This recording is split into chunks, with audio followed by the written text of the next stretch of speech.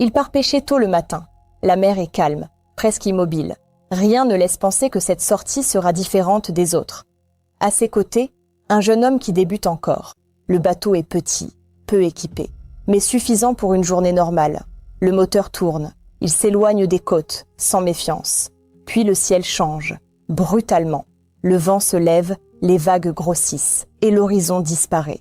Le moteur s'arrête, sans prévenir. Ils tentent de le relancer, encore et encore, mais rien ne répond. Ils utilisent la radio. Une dernière fois, le signal coupe, et avec lui, toute chance d'être localisés. Les premiers jours, ils attendent. Ils pensent être retrouvés rapidement, et rationnent la nourriture et l'eau. Chaque bruit devient un espoir, mais rien n'apparaît. Les réserves disparaissent. Ils n'ont plus le choix.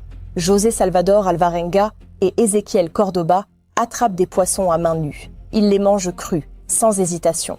La faim ne laisse aucune alternative. L'eau devient le problème principal. Sans pluie, ils ne peuvent pas boire. Leur corps s'affaiblit rapidement. Chaque goutte récupérée devient vitale. Ils guettent le moindre nuage. Le jeune compagnon commence à lâcher. Il mange de moins en moins. Il parle peu. Son regard change. José comprend qu'il est en train de perdre pied. Un matin, il ne bouge plus.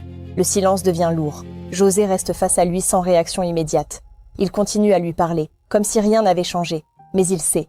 Il garde le corps plusieurs jours. C'est sa dernière présence humaine. Puis il comprend qu'il doit continuer seul. Il le laisse partir. À partir de là, il n'y a plus personne. La solitude s'installe totalement. Il n'a plus de repères, plus de dialogue. Le temps devient flou. Les jours se confondent. L'océan devient son seul environnement. Pour survivre, il s'adapte. Il attrape des oiseaux quand il se pose. Il boit leur sang. Il mange tout ce qu'il peut trouver. Il ne réfléchit plus. Il agit. Le soleil brûle sa peau en permanence. Il n'a aucun abri réel. La nuit, le froid s'installe brutalement. Son corps encaisse tout. Il tient malgré l'épuisement. Il voit des bateaux au loin. Il crie. Il agite les bras. Personne ne répond. Chaque tentative échoue. Son corps change profondément. Il perd du poids. Ses traits se creusent. Il ne ressemble plus à lui-même. Il devient presque méconnaissable. Pour ne pas sombrer, il parle. À lui-même, au ciel, aux oiseaux. Il recrée une présence. C'est ce qui le maintient lucide. Sans ça, il s'effondrerait. Il accepte une idée difficile. Celle qu'il pourrait mourir ici. Cette pensée devient réelle. Mais il continue malgré tout. Il répète les mêmes gestes chaque jour avec l'espoir de survivre. Le temps disparaît complètement. Il ne compte plus les jours. Les saisons passent sans qu'il les mesure. L'océan reste identique, sans fin visible. Un jour, il aperçoit une forme différente, une ligne à l'horizon. Il hésite. Son esprit lui a déjà joué des tours. Il attend. Ce n'est pas une illusion, c'est une île.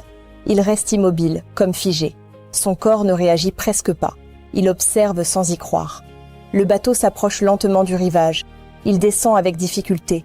Ses jambes tremblent. Chaque pas demande un effort, mais il tient. Des habitants le découvrent. Son apparence les choque immédiatement. Il est amaigri, marqué, presque irréel. Ils comprennent que quelque chose d'exceptionnel s'est produit. Quand il raconte son histoire, beaucoup doutent. Survivre aussi longtemps semble impossible. Les détails sont trop extrêmes. Pourtant, tout concorde.